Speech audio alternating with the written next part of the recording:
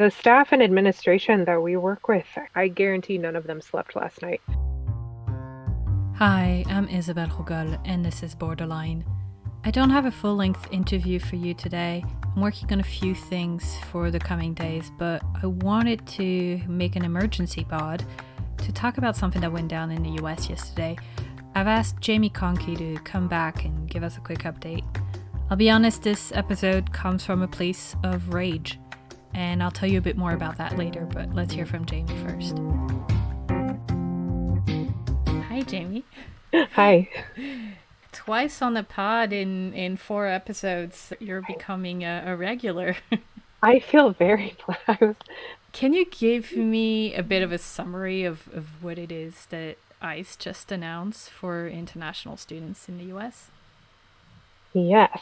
So yesterday, SEVP, which is the Student Exchange Visitor Program, basically adjusted their regulations. If you recall earlier in the spring, when a lot of universities were having to close down, they made some exceptions for students who are currently here. They made some allowances for them to take courses online and things that normally, under normal circumstances, wouldn't be allowed. So essentially, they're reverting back to the way things were. So they're basically saying that the students attending schools who are going purely online, completely online, they need to go home.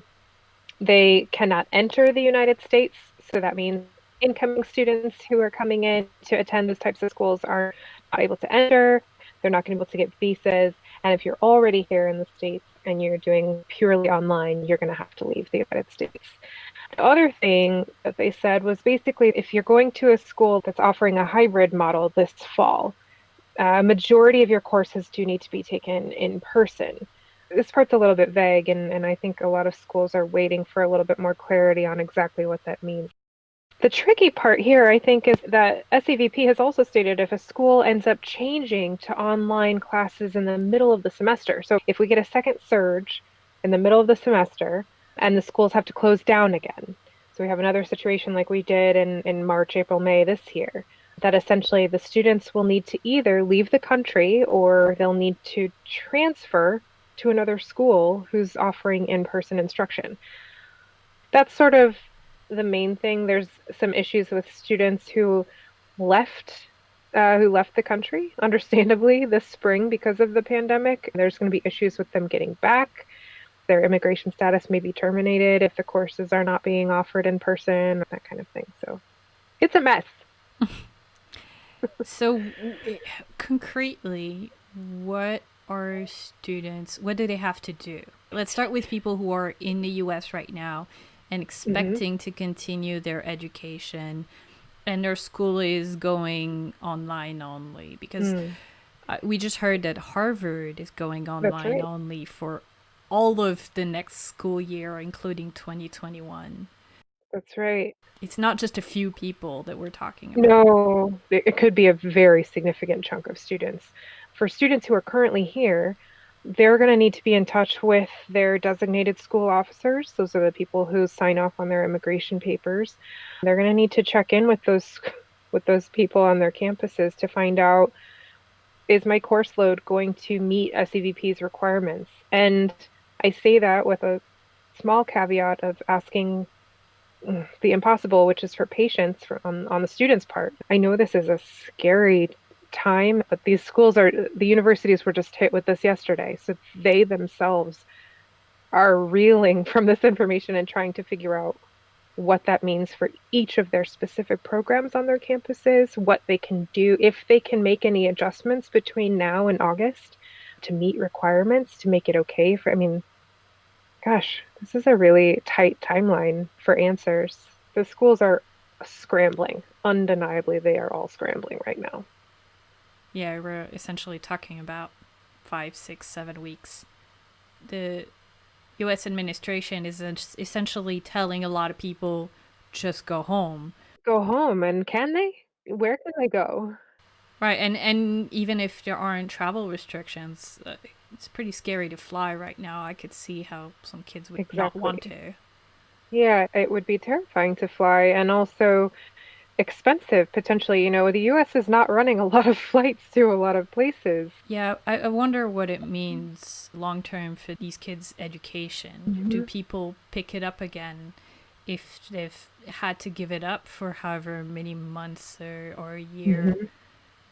There are time zones, there are, not everyone has broadband back home to be able to That's attend right. classes.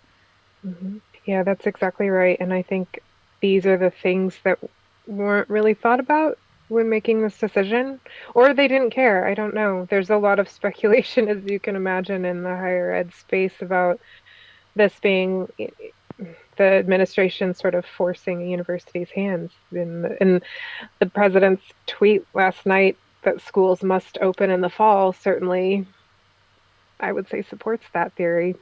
Is it that the Trump administration wants to give the message that things are okay, things are back to normal, and therefore the old rules apply again when it comes to visas?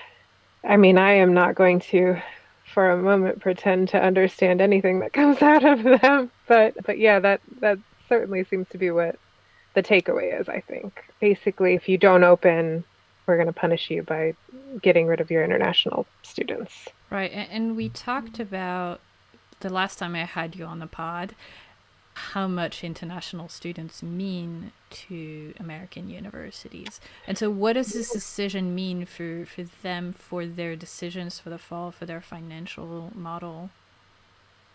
Oh gosh. To to put it into perspective, I mean, last year alone, international students brought in $41 billion. And that supports like almost 500,000 jobs in the United States, a lot of which have been impacted by this already. So, you've got faculty and staff members on furlough and taking pay cuts and things like that all over the country already. And that was with the hope of things going back to normal in the fall. It's a pretty dire situation for a lot of institutions. Readjusting your entire university's policy to offer a handful of in-person courses, that's not a small thing. I'm just not sure how they're going to manage. I'll be incredibly impressed with any university is able to pivot in this short amount of time to sort of meet their students' needs. But I know they're all trying. I wonder if they should even, because if you're making a decision based on public health to go online only, you're doing it for a reason. Hmm. And so essentially, you have educators in a position to have to choose between the deportation or the possible illness or death of their Hmm. students and of their staff. That's a terrible choice. It's a terrible choice. There's all these things floating around, students saying, like, if you have to sign a waiver for your life to attend courses, is this really worth it? There's, universities taking out insurance policies. There's universities asking for government protection from lawsuits. What a wild, crazy time. I don't envy students right now. Yeah, I wonder if there will, there will be lawsuits. I mean, the problem is it is the rule, right? You can't Yeah. go to the US if you're just taking online classes. Yeah, it was always that way. You could always take like one class online, Mm-hmm. but it couldn't be a majority, and that makes sense because you're here for an experience, not to sit on a laptop and do your coursework like that. I totally get that. Yeah, and I could totally see Um, how the system would be abused by fly by night schools that essentially are just selling visas. So it makes sense if it weren't for yeah, coronavirus, which is a pretty big if. right. That's a huge, a huge if. And I was just reading actually that the Australian government is looking at doing the opposite. And you can't accuse the current Australian government of being a wild leftist, open borders kind of administration, but they're actually looking at giving online students more rights, including Hmm. post study work rights, in Yeah, order to increase the appeal of Australian universities and bring those foreign tuition dollars to Australia. So there's yep, competition, and there are countries adopting a very different absolutely. approach. Absolutely. And Canada did something similar, counting those online courses and the years taken online, counting towards permits and things like that in the future. You hate to call it opportunistic, but they are making allowances, and where the United States is not, is actively, in fact, doing the opposite. So there's been quite a bit of backlash since this came out yesterday. Is there a chance that they back off, that this was just a poorly thought out, slapped together Mm-hmm. policy, and with all the feedback that they got, things Mm-hmm. change, or is this set and done? I certainly hope that it was done sloppily and that it can be walked back. There's some petitions already going around. There's a lot of pushes to call your Congress people. I don't know how far reaching that is. I can tell you in my circles, which is mostly higher ed people, it sounds very loud, but I don't know if that's big enough to move a mountain here. Well, thanks so much, Jamie, for this update and making yourself available so last minute. Do you have parting words of encouragement for students?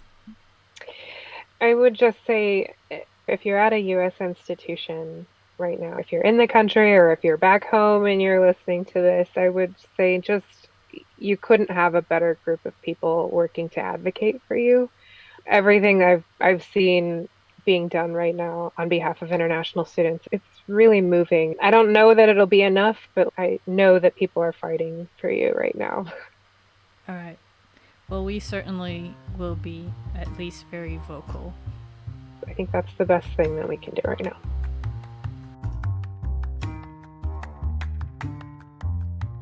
Immigrants have always been an easy punching ball. In an us versus them world, them, we, can't fight back. If immigrants were a country, we'd be the fourth largest in the world, but we largely don't get to vote where we live. A constituency of 272 million people without representation. Kids had usually been spared from all that. After all, they're not taking anyone's job, and foreign students tend to spend more than they collect, but not anymore. I spent most of the day reading stories about how migrants have been treated in this pandemic around the world, and that's where the rage comes from. In the US, it's students, yes, but also workers on H-1B and other visas. It's migrants forgoing their legal right to appeal and opting for deportation, rather than risking death from COVID-19 in detention centers. In Singapore, it's migrant dormitories, where people are packed together and more than 90% of the country's COVID-19 cases have occurred. It's foreign workers losing their work visa and being deported within 24 hours for minor quarantine violations, when nationals only receive small fines. In Europe, it's people stuck for days and weeks on boats in the Mediterranean, driven to despair and suicide because no one will let them dock.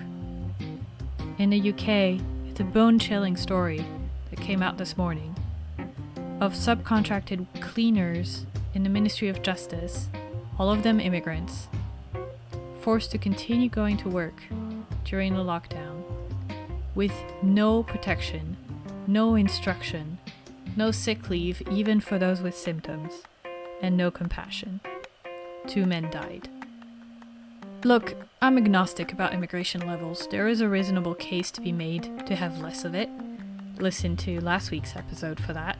But what there is never a reasonable case for is treating people like dirt. People who have come in good faith to our countries to study, to work, to sit our children, to clean the offices of our very own governments. We have work to do. A link to all of those stories in a newsletter you can subscribe at borderlinepod.com. Thank you for listening, and I'll talk to you next week.